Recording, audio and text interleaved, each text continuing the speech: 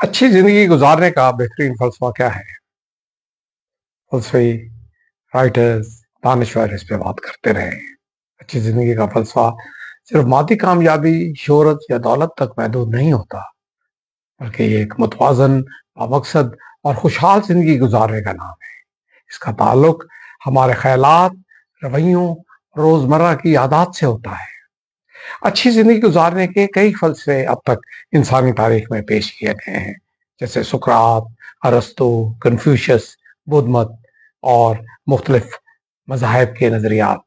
मगर बुनियादी असूल हमेशा एक जैसे ही रहते हैं: सच्चाई, सादगी, मोहब्बत, खिदमत, हिकमत और खुद आगही। यहाँ हम बेहतरीन फलसफा पेश करने की कोशिश करूंगे जो मुख्तलिफ दानिश्वरों और मज़ाहिब की तालीमात को यकजा करके मैंने एक जामे और अमली नजरिया पेश करने की कोशिश की है। नंबर एक, खुद को पहचानें और जिंदगी का मकसद तलाश करें कि आखिर मैं कौन हूं, कहां से आया हूं और मेरा मकसद क्या है। सुकरात ने कहा था कि अपने आप को पहचानो, क्योंकि हकीकी खुशी और कामयाबी इसी में है कि इंसान अपनी हकीकत और सलाहियतों को जाने। अगर आप अपनी जिंदगी के मकसद को समझ लें और जांच लें, तो आपकी हर कोशिश और हर लम्हा बामकसद से बामकसद तर होता चला जाएगा। इसके लिए भला और अमली इकदाम के तौर पे आप क्या कर सकते हैं?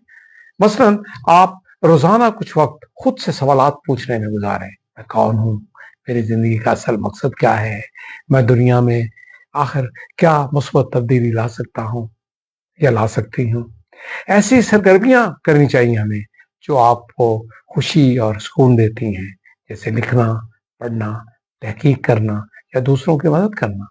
जिंदगी का एक मकसद इंसान को तय कर लेना चाहिए और उसके मुताबिक फिर अपनी जिंदगी को गुजारना चाहिए। इस सारी सिचुएशन में सादगी और कनात को अपनाना अशद जरूरी है। अरस्तु और कन्फ्यूशियस दोनों ने सादगी, एतदाल, मॉडरेशन, गोल्डन मीन को बेहतरीन जिंदगी का राज करार दिया है। बुद्ध मत में भी मिडल वे यानी दरमियानी रास्ता, गोल्डन मीन अपनाने की इंसानों को तलकीन की गई है, जो ना इंतहाई आसाइश पर मबनी हो और ना ही सख्त महरूमी पर हो। कुछ सख्त महरूमियों की तरफ चले जाते हैं, कुछ आसाइशों की तरफ चले जाते हैं।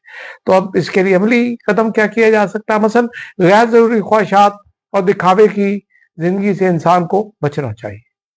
अपनी जिंदगी को कम से कम चीजों में खुशी के साथ गुजारना सीखना चाहिए।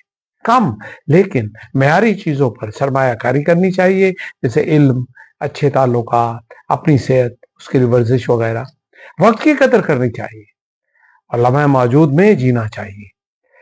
कार्पे डिएम यानी दूसरे लफ्जों में लम्हा मौजूद को जियो। कार्पे डिएम, लम्हा मौजूद में जिए।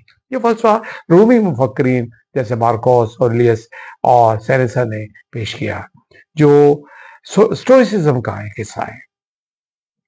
इसके मुताबिक माजी के पछतावे और मुस्तकबिल की फिक्र छोड़कर हाल में जीना, लम्हा मौजूद में जीना सबसे अहम